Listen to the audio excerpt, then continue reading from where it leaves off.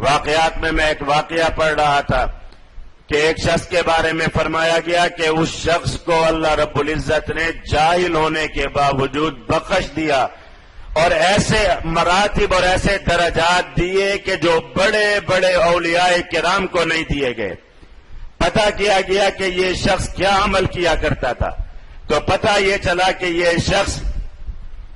بیچارہ تنہائیوں میں رہتا تھا، کہیں دور دراز پہاڑوں پر رہتا تھا جہاں قرآن پاک پڑھانے والا کوئی نہیں تھا، قرآن پاک سنانے والا کوئی نہیں تھا، قرآن پاک سکھلانے والا کوئی نہیں تھا۔ تو یہ شخص قرآن پاک کو کھول کر اور قرآن پاک کی صفحات پر اور اس کی سطروں پر انگلی رکھتا جاتا اور اپنی زبان سے کہتا کہ یا اللہ یہ جو آپ نے فرمایا میں اس پر بھی یقین رکھتا ہوں، یہ جو آپ نے فرمایا میں اس پر بھی ایمان رکھتا ہوں، یا اللہ یہ جو آپ نے فرمایا یہ بات آپ نے سچ فرمائی، آپ کی ہر بات سچ، آپ کا ہر حرف سچ، آپ کا ہر لفظ سچ، اس طرح کرتا اور قرآن پاک کی سطروں پر انگلیاں پھیرتا رہتا۔ اللہ رب العزت کو اس کا یہ عمل اتنا پسند آیا کہ اس کو ایسا مقام دیا کہ جو بڑے بڑے اولیاء کرام کو نہیں دیا گیا۔ قرآن پاک سے محبت، قرآن پاک سے الفت، قرآن پاک کو دل سے لگانا۔ کسی نے ایک خاتون کو دیکھا کہ جو ہسپتال میں بیمار ہیں اور لوگ ان کی عیادت کے لیے ٹوٹے پڑے ہیں، ایک جا رہا ہے، دوسرا آ رہا ہے، دوسرا جا رہا ہے، تیسرا آ رہا ہے، کوئی خوشبوئیں لے کے آ رہا ہے، کوئی پھول لے کے آ رہا ہے، کوئی کھانے کی چیزیں لے کر آ رہا ہے، کوئی پاؤں دبا رہا ہے، کوئی سر دبا رہا ہے۔ اتنا اکرام دیکھا اس خاتون کا تو لوگوں نے پوچھا کہ آخر وجہ کیا ہے؟ بڑھاپے میں تو لوگ چھوڑ جاتے ہیں، بیماری میں تو اپنے دور ہو جاتے ہیں، اللہ رب العزت معاف کرے اب تو رشتوں کی اتنی ناقدری شروع ہو گئی کہ بڑھاپے میں بوڑھے ماں باپ ترستے رہتے ہیں کہ اولاد ان کو سلام کرے، اولاد ان کو عزت اکرام سے بلائے، لیکن ان کو یہ نعمت نصیب نہیں ہوتی۔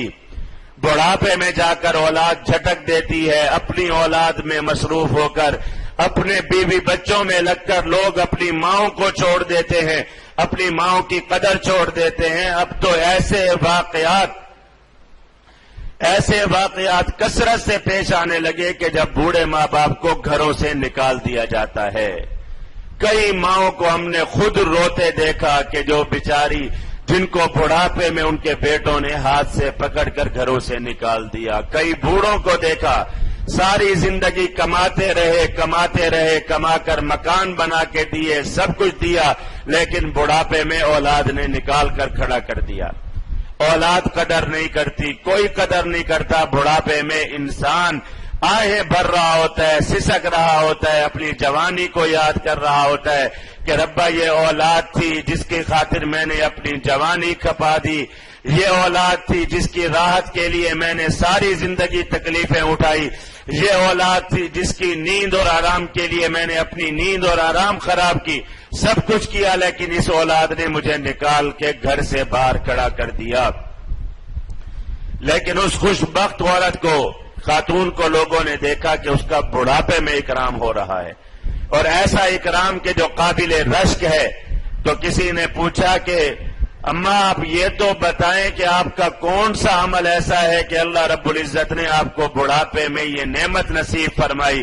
آپ کو اللہ رب العزت نے بڑھاپے میں اتنا اکرام اور اتنی عزت نصیب فرمائی کہ ہر کوئی محبت سے آ کے آپ کے قدموں کو چھو رہا ہے، آپ کے پاؤں کو دبا رہا ہے، آپ سے دعائیں لے رہا ہے۔